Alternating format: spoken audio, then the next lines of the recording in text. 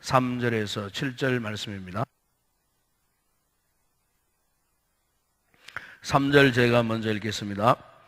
그가 이 형편을 보고 일어나 자기의 생명을 위해 도망하여 유다에 속한 브엘사바에 이르러 자기의 사환을 그곳에 머물게 하고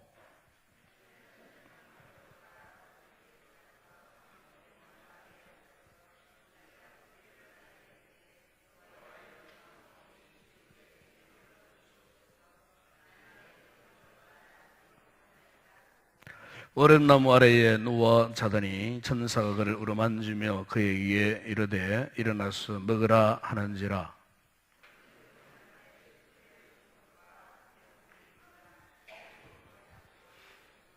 함께 읽겠습니다. 여호와의 천사가 또 다시 와서 어루만지며 이르되 일어나 먹으라. 내가 갈 길을 다 가지 못할까 하노라 하는지라. 아멘. 오늘 우리가 이 본문을 보게 되면은 이 본문 속에서 우리가 이 두 개의 아주 의미심장한 장면을 보게 됩니다. 먼저 한 장면은 지금 로뎀 나무 아래에 지쳐서 쓰러져 있는 이 엘리야의 모습을 보게 됩니다. 지쳐서 쓰러져 있습니다. 지금 이 같은 모습은 오늘 현대를 살고 있는 우리의 모습일 수도 있습니다. 여러분 개개인의 모습일 수도 있습니다. 그래서 오늘 엘리야가 지금 로뎀 나무 아래에 지쳐 쓰러져 있는 장면을 보게 됩니다. 그리고 또 다른 한 장면이 있습니다. 이렇게 이제 지쳐 쓰러져 있는 엘리야에게 하나님이 다가오시는 장면입니다. 다가오셔서 어떻게 하십니까? 그를 어루만져 주십니다. 이것은 하나님의 그 임재, 지쳐 서려 있는 그 엘리야에게 하나님께서 임재해 계시는 그와 같은 모습을 보게 됩니다. 그리고 이제 이 두 장면을 보면서 저는 개인적으로 오늘 본문 이 설교를 준비하면서 묵상하면서 이런 생각을 했어요. 이 두 장면에서 우리가 발견할 수 있는 하나님이 어떤 하나님인가? 우리가 발견할 수 있는 하나님, 우리가 만날 수 있는 하나님, 우리가 경험할 수 있는 하나님은 어떤 하나님인가? 이것을 한번 생각을 해봐서요. 지금 하나님은 엘리야를 향해서 다른 아무 말씀도 하지 않으셔요. 그냥 고요히 그리고 가까이 이제 다가오셨어요. 다가오셔가지고 어떻게 하셨습니까? 5절에 보게 되면은 5절과 7절에 보게 되면은 그를 어루만졌다 하는 말씀이 나옵니다. 어루만졌다. 만져주신 겁니다. 그게 문자적으로는 천사가 그를 어루만졌다고 하지만은 그 천사는 결국 뭡니까? 하나님의 거룩한 임재를 말씀하거든요. 하나님을 대변하는 것을 말합니다. 하나님께서 지쳐 쓰러져 있는 엘리야를 하나님이 직접 찾아오셔가지고 이렇게 어루만져 주시는 그 하나님. 우리는 지금 엘리야가 어떤 상황에 처해 있는가를 잘 알고 있어요. 그런데 이 엘리야가 처해 있는 이 상황을 인간적으로 생각하면은 참 이해가 되질 않아요. 왜 그렇습니까? 바로 조금 좀 하더라도 엘리야는 850명의 이 바알 선지자, 아세라 선지자들과 싸워서 어떻게 했습니까? 이겼습니다. 직접 그의 손으로 850명을 기손 강가에 끌고 가서 다 처단을 했습니다. 하늘에서 불로 내리고 그리고 제단에 물을 깨끗하게 다 삽시간에 마르게 했을 뿐만 아니고 그야말로 하나님이 주시는 강력한 그 능력을 입은 엘리야였습니다.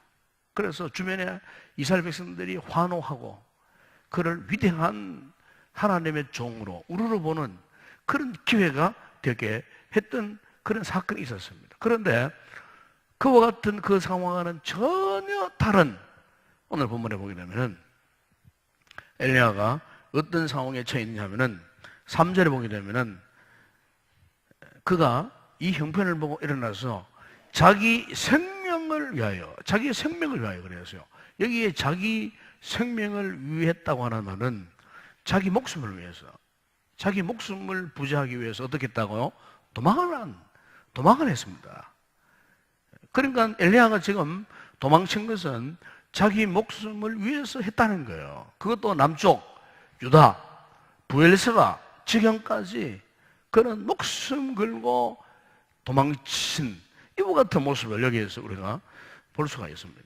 어떻게 보면은 지금 엘리야의 이 같은 행동은 아주 무책임한 행동이라고 볼 수 있어요. 왜냐하면은 얼마 전에 갈멜산 정상에서 하늘에서 불을 내리고 하나님의 능력을 보여주었던 이 사건을 통해 갖고 그 당시에 하나님을 떠나버렸던 이스라엘 백성들이 엘리야의 이 위대한 믿음의 이 능력, 역사를 통해서 비로소 이제 그들이 하나님을 알게 되었거든요.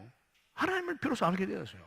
그리고 아마 성경에는 구체적으로 나오지 않지만은 하나님을 떠났던, 하나님을 버리고 우상을 숭배했던 수많은 이스라엘 백성들이 갈멜산 상의 역사를 통해 갖고 그들이 이제 비로소 하나님을 깨달아 알고 하나님께로 이제 돌아오는 이런 놀라운 그런 역사가 있는 이런 상황 속에서 엘리야가 이세벨의 최후 통첩 한마디에 겁을 먹고 두려움에 떨고 그것도 자기 목숨을 부지하기 위해서 이제는 도망치는 이와 같은 모습을 이스라엘 백성들이 보았을 때에 얼마나 큰 실망을 했겠냐 그 말이에요. 그래서 어떤 면에서는 엘리야 자신의 문제보다도 그 엘리야를 통해 갖고 주변 이스라엘 백성들에게 얼마나 큰 실망과 그리고 절망감을 안겨다 주었는가 하는 이런 측면에서는 이 엘리야는 어떤 면에서는 인간적으로 생각하면은 굉장히 지금 한심하기 짝이 없는 그런 사람이고 무책임하고 바보 같은 사람 같고 그리고 무능한 이런 인간의 모습을 지금 우리에게 보여주고 있는 것입니다. 그러니까 어떤 면에서는 엘리야는 지금 아주 철저하게 지금 무능력한 이런 상태예요. 오늘 본문에는 그가 지쳐 쓰러져 있다고 그렇게 말씀하지 않습니까? 그런데 보십시오. 이런 엘리야를 하나님께서 찾아오셨어요. 찾아오셨는데 아마 우리 생각 같아서는 네가 왜 이러고 있느냐? 네가 말이야, 정말로 하나님을 믿는 내 종이냐? 내가 너와 함께하는 그런 역사를 얼마 전에 경험하지 않았느냐? 왜 이렇게 일어서지 못하고 쓰러져 있느냐고. 어떤 면에서는 하나님께서 엘리야를 통하여 호통을 치고 야단을 치고 막 책망을 하고 이러실 터인데 오늘 본문에 보십시오. 본문에 보면은 이렇게 지쳐 쓰러져 있는 엘리야, 너무나도 나약한 처지에 쓰러져 있는 이 엘리야에 대해서 하나님께서 결코 그 어떤 반응도, 어떤 책망도, 어떤 꾸짖음도 하지 아니하시고 오히려 하나님은 엘리야에게 가장 가까이 다가오셔서 지쳐 쓰러져 있는 그를 어루만져 주셨다는 겁니다. 어루만져 주셨어요. 그리고 말씀하셨습니다. 일어나서 먹으라. 숯불에 구운 떡 한 병 물을 마시게 하면서 일어나서 걸어라. 여러분, 오늘 우리가 이 같은 엘리야의 실패의 모습을 보면서 하나님은 절대로 우리 인간의 우리의 나약함, 우리의 부족함에 대해서 결코 책망하는 분이 아니라는 거예요. 책망하시는 분이 아니라는 거예요.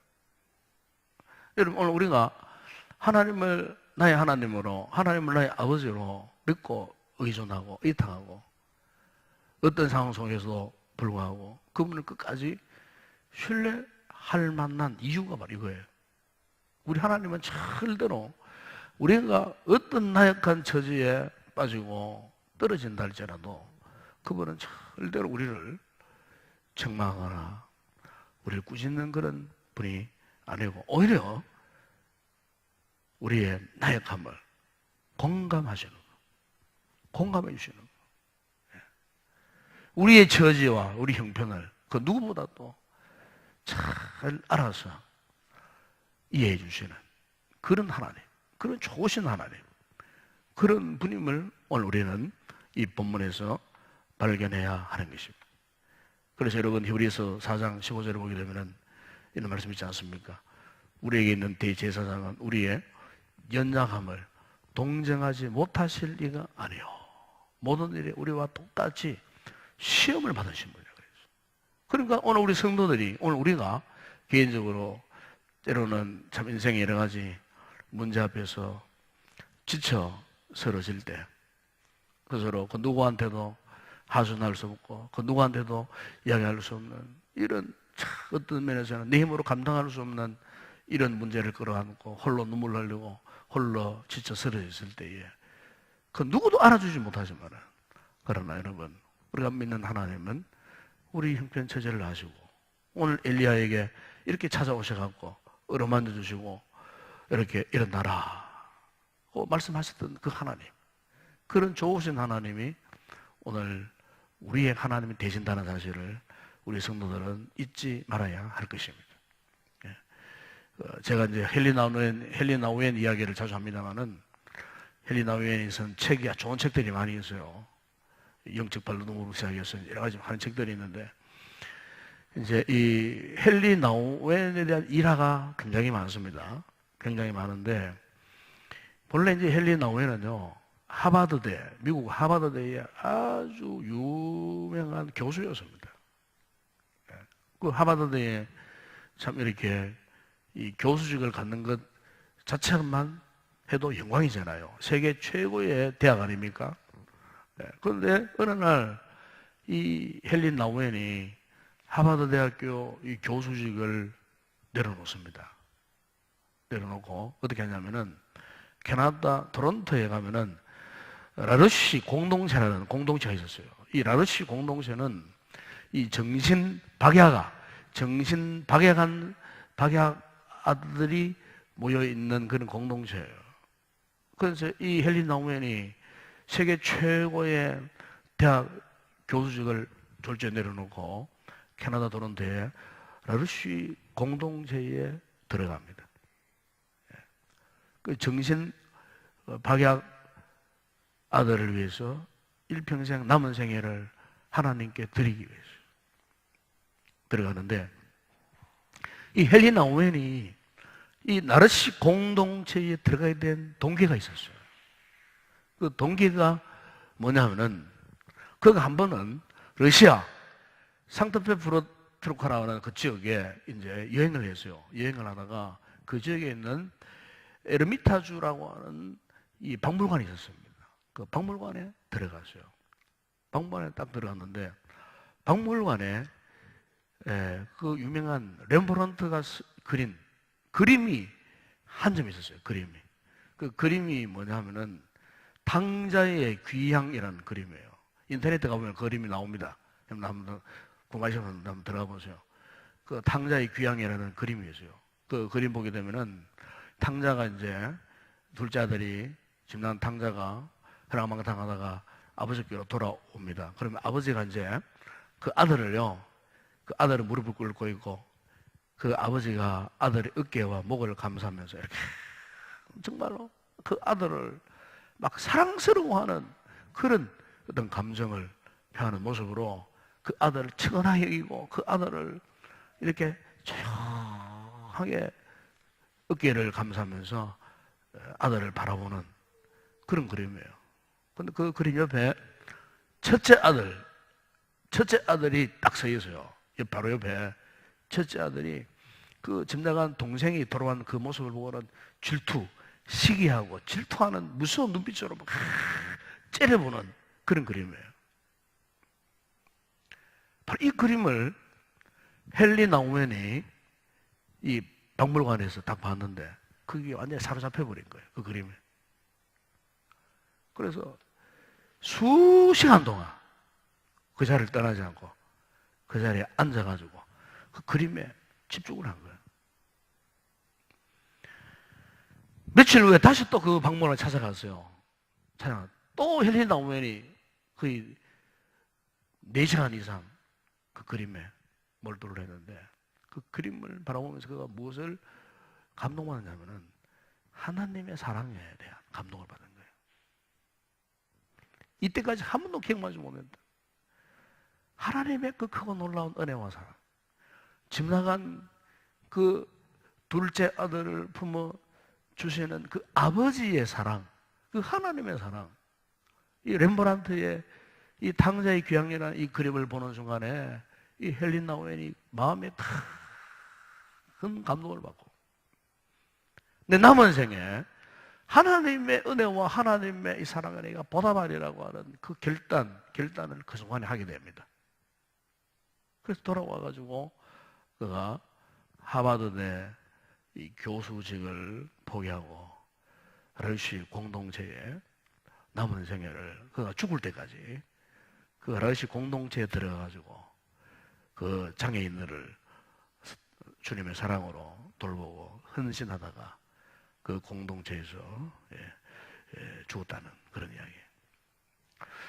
여러분, 오늘 우리 신앙생활을 이렇게 한번 돌아보게 되면은 우리 신앙생활에 있어서 가장 취약한 부분이 있습니다.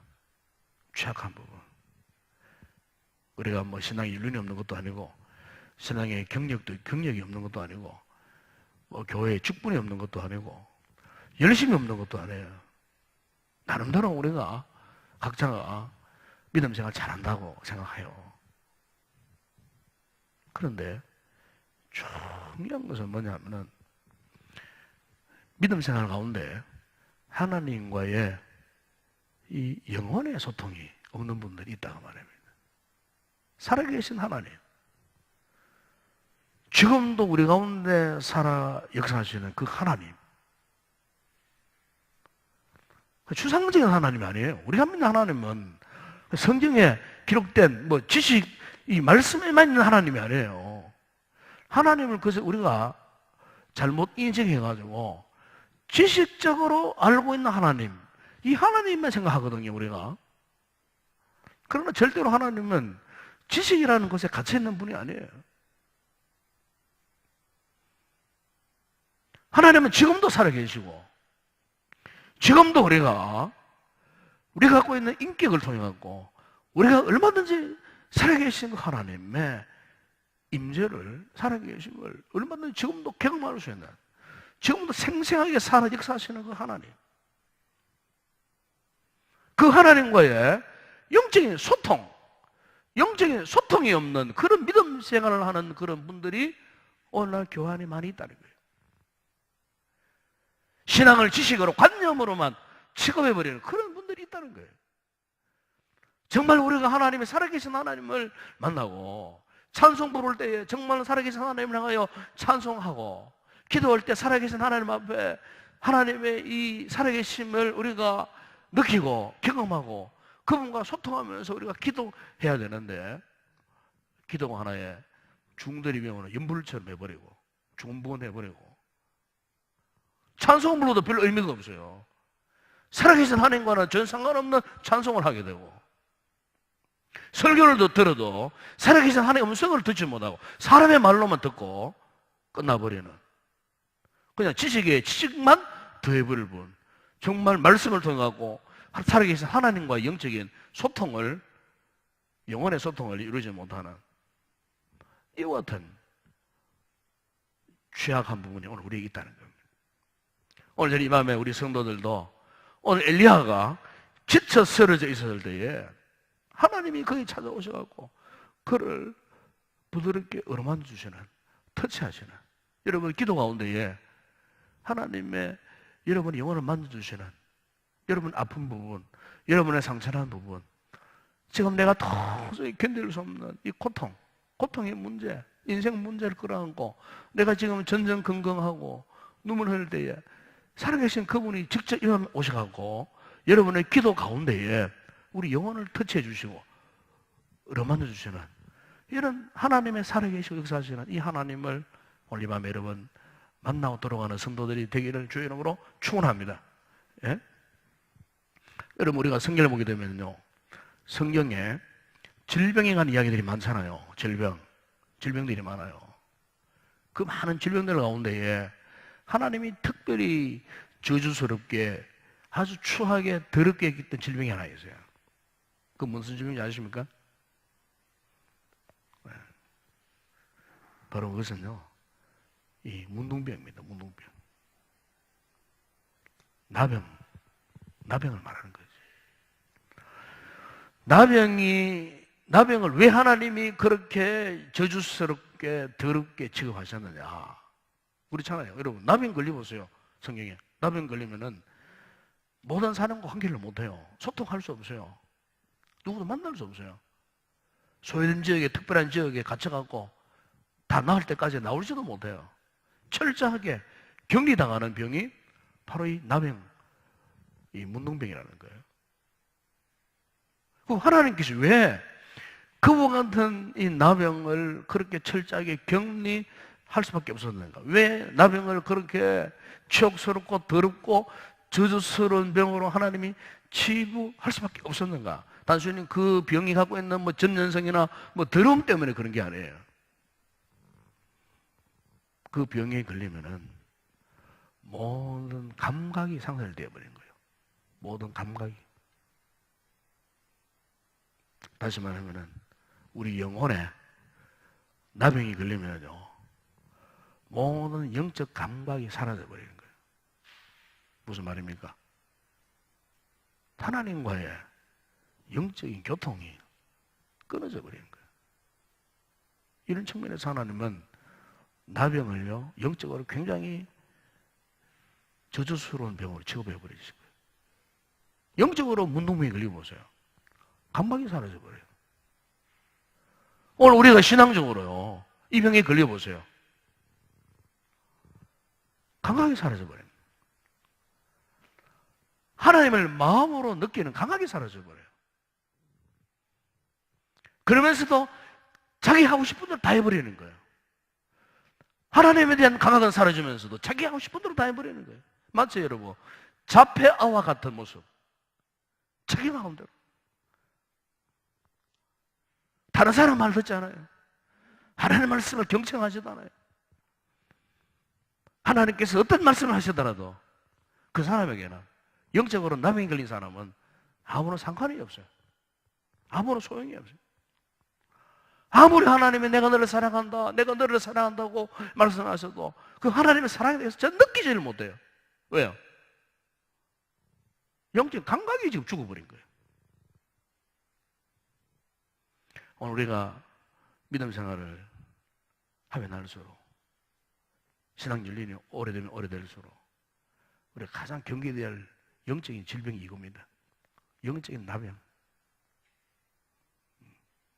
감각이 사라져버려요. 오늘 저와 여러분에게 이런 영적인 감각이 회복되는 귀한 성도들 되기를 바랍니다. 오늘 저는 이 본문을 보면서 이런 생각을 했어요. 비록 엘리야가 이렇게 지쳐 쓰러져 있는 이런 상태에 있었음에도 불구하고 그는요, 하나님이 그를 찾아오셔갖고 그를 어루만져 주실 때에 그가 그 감각을 갖고 있었다는 겁니다.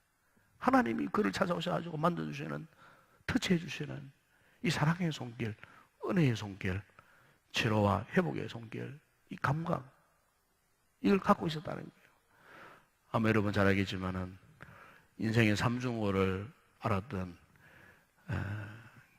헬렌 켈러, 그죠? 보지도 못하고 듣지도 못하고 말하지도 못하고 삼중고를 겪은 사람 아닙니까? 그런데 이 보지도 못하고 듣지도 못하고 말하지도 못하는 이 헬렌 켈러의 이 감각을 회복시켜준 사람이 누굽니까? 그의 스승 앤 설리만이라는 선생님이잖아요. 그죠? 앤 설리만 선생님.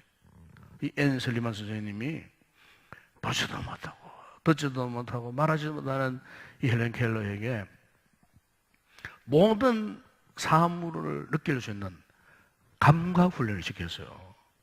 한 예로 물, 이건 물이다 했을 때에 직접 그 헬렌 켈러에게 물을 머리에 막 부어주고 물에 막 어떻게 손을 막 담그면서 선생님이 직접 헬렌 켈러에 물을 가지고 얼굴을 막 씻겨주고 목욕을 시켜주고 닦아주고 하면서 이게 물이다. 네, 물. 그래서 물에 대한 감각을 교육시켰다는 거예요. 그리고 꽃 그러면서 꽃이 보입니까? 헬렌 켈러 안 보이잖아요. 안 보이니까 꽃을 꺾어 와다가는 그 꽃 향기를 코에다 갖다 대고 이 꽃이다. 꽃이 생겼다. 꽃에서 이런 장미꽃에는 이런 향기가 나고 무슨 꽃 이런 향기가 나고 이 꽃에 대한 또 훈련을 다 시킨 거예요. 꽃. 이런 식으로 이 앤 셀리반 선생님이 헬렌 켈러의 전혀 모르던 잊어버렸던 이 감각을 가르치기 위해 갖고 직접 물질들을 갖고 와가지고 그렇게 훈련시켰다는 거예요. 결국 헬렌 켈러가 나중에는요 성한 사람보다도 감각이 뛰어났다고 합니다. 모호는 사물에 대한 감각. 눈에 보이지 않는 사물도 이미 감각으로 다 알게 되었다는 거죠. 오늘 날씨가 좋다, 괜찮하다, 해가 어쯤 떠 있다가 다 알았다는 거예요. 오늘 맑은 날이다, 구름 낀 날이다. 이 정도로 헬렌 켈러가 모든 감각을 다 갖고 있었다는 거예요. 자, 여러분 그렇습니다. 오늘 우리가 믿음 생활에서 정말 중요한 것은 우리가 아무리 어려운 상황에 빠져 있더라도 정말 힘들고 괴롭고 고통스러운 상황에 우리가 놓여져 있다 할지라도 여러분 영적인 감각이 살아있는 성도들은 그 모든 상황을 뛰어넘어서 승리의 길로 나올 수가 있는 겁니다. 절대로 절망하지 않는다 그 말이에요. 영적인 감각이 살아있는 말이에요. 하나님이 나를 어루만져 주시는 하나님이 나와 함께 하시는 이 사랑의 감각, 영적인 촉각을 갖고 있느냐 그 말이에요. 이걸 갖고 있는 성도들은 어떤 어려움을 당해도 괴로움을 당해도 인생의 고난을 앞에서 물러서지 않고 더욱더 하나님을 의지하고 붙들고 그분 앞에 가까이 나아가서 그분의 말씀을 듣고 순종해서 일어나라 하실 때 일어나서 위대한 믿음의 승리의 삶을 살아가게 될 것입니다.